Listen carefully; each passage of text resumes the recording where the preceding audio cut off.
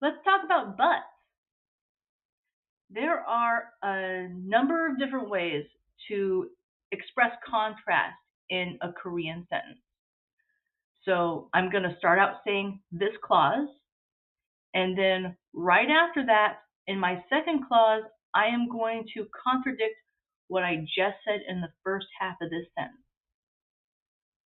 We do this all the time in English using but. I want to go to the store, but I don't want to put on any pants. Meow. Cat. Okay, anyway. So there are many ways to do this in Korean. Today we're just going to focus on a few of the more common ones that you will hear over and over again. Let's take a look at the first sentence. 나는 일을 그만두고 싶지만 돈이 필요하다. I want to quit work, but I need the money. Where is the but in this sentence? I'll give you a couple seconds.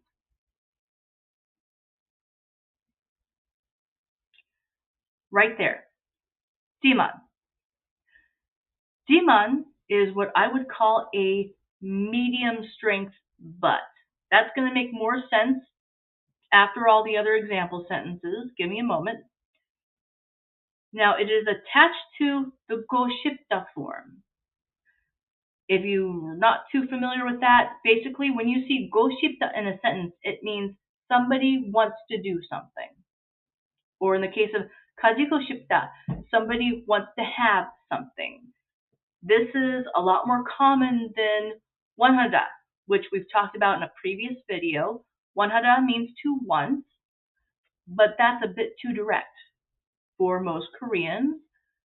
They prefer the go 싶다 form because 원하다 is more like, I want a burger and fries. I want it. Ravenous, right? So go 싶다 will be more common. And as you can see, the jiman is attached to the go 싶다 form. Jiman cannot stand alone. It has to attach to something, and you will find it frequently in the middle of the sentence, between the two clauses. Also, I want to talk a moment about 필요하다, the verb 필요하다. It frequently translates as to need. 필요하다 is often mistaken as like an action verb, like to actively need something. Here's the thing. 필요하다 actually means to be necessary. There's not really an equivalent to need in Korean. So they go with 필요하다. 필요하다 being a descriptive verb, we're describing something as being necessary. I like to warn people about this because this is something that drove me crazy when I was first starting out, and I felt like gaslighted, I felt wronged, I felt betrayed. And then I learned, oh, it's a descriptive verb. Oh, okay. It means to be necessary. Oh, you're welcome. I saved you like months of a headache. So great. Which is also why after dun, we are not going to see the object marker. We're going to see the subject marker, E, instead. Just so you know. That's why that asterisk is there. It reminds me to warn my students about that. Korea is small. However, that country's economy is strong. 하지만 is our but it's a strong but. 하지만 is more on the level of however. On the other hand, to the contrary. So this is a lot more strong than just but. 하지만 can stand on its own. It doesn't have to attach to anything, and you may frequently find it at the beginning of a sentence. So yeah, much stronger than but. Much more contrast. 하지만 그 나라의 경제는 So oi at the end of nara. Oi is going to be the equivalent of an apostrophe s. It's going to show possession, that country's economy. Now, I have a lot of students that have trouble pronouncing oi. I totally get it. Good news. You can simply swap oi with the fondy vowel a. Even native speakers do this. So go ahead, knock yourself out. So that's 그, 나가 에 견제는 전전합니다.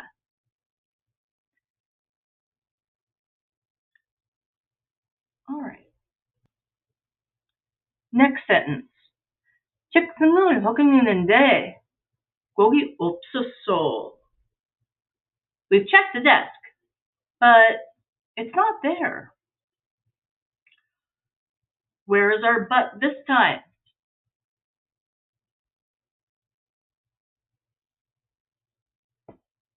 네. 네 is our conjunction that's going to show contrast this time. Yeah, it frequently translates as but. It's a weak but. So weak, in fact, that it can be somewhat interchangeable with and. We've checked the desk and it's not there. It has kind of the meaning of we've checked the desk, ... What do you want to do about it? Because what I'm about to say next is not going to be what you expect or what you may want. So 네, though it may be a weak but, it does a lot of heavy lifting in terms of all this different nuance. I wouldn't go so far as to say like it's a one-size-fits-all conjunction, but it's so useful. So useful. Probably why you're going to hear it over and over and over again.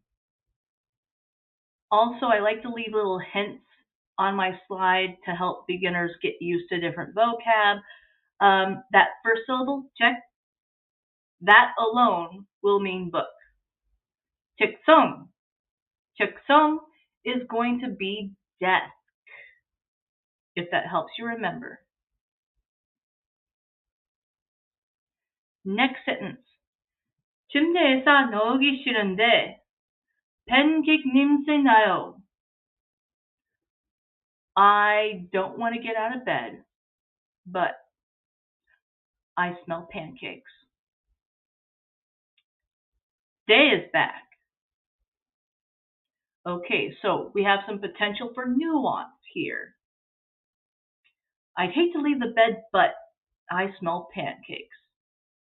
Or, I'd hate to leave the bed and I smell pancakes. Two things are true at once. What am I going to do about it? What will I choose? Or, my favorite reading of this sentence. Okay, let's say you're at a sleepover. Everybody's still all cozy in their sleeping bag. It's Saturday morning. Everyone's sleeping in. Nobody wants to get up. One guy is like, okay, I know we'd hate to leave the bed. I smell pancakes. Just putting it out there, folks. That is the situation. First this thing, and then this thing.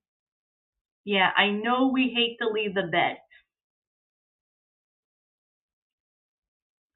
I smell pancakes. So day, serving as sort of that ... balls in your park, what do you want to do about it? It can also serve as a bit of a placeholder. So you say your statement, you finish that statement with day, that's the end of your sentence. And because you finished it with day, it is implied that there is some contradiction to follow.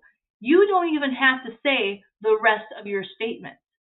You don't have to say anything else after that because it's already understood by whoever's listening to you. Okay, there is something more to this situation. Ah, I wanted to go to the party. Dot, dot, dot. There is something more here. You don't even have to finish the statement because the listener could be like, yeah, I know, but you were probably tired, huh? Or you didn't know nobody there, or maybe whatever the situation is. There's some sort of underlying understanding that there is a contradiction there that you don't even have to verbally address. You said it all when you said day at the end of your sentence. So useful day is. It is my favorite conjunction. I love it, and I know you will love it the more you use it. Okay, so that's going to wrap it up for our conjunctions for now. Next time, I think we'll get into numbers and maybe telling time, that kind of thing.